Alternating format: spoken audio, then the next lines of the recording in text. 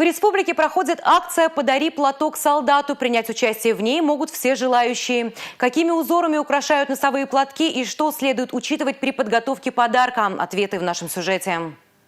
Обычай одаривать воина есть у всех народов, в том числе и у чувашей.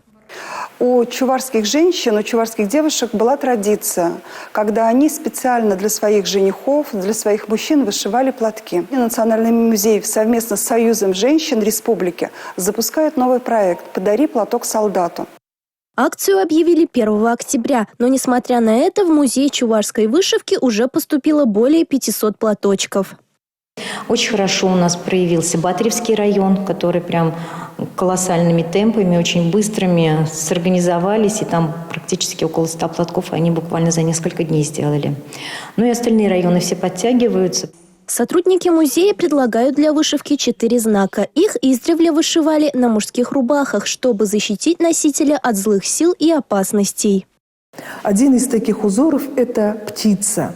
Птица – это в наших пониманиях небесный покровитель.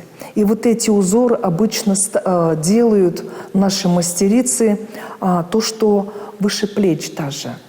И эти небесные покровители, они должны оберегать. Еще один символ для вышивки – это благословение или по-чувашски пехиль. Человек с таким платком ничего не боится, он всегда под защитой.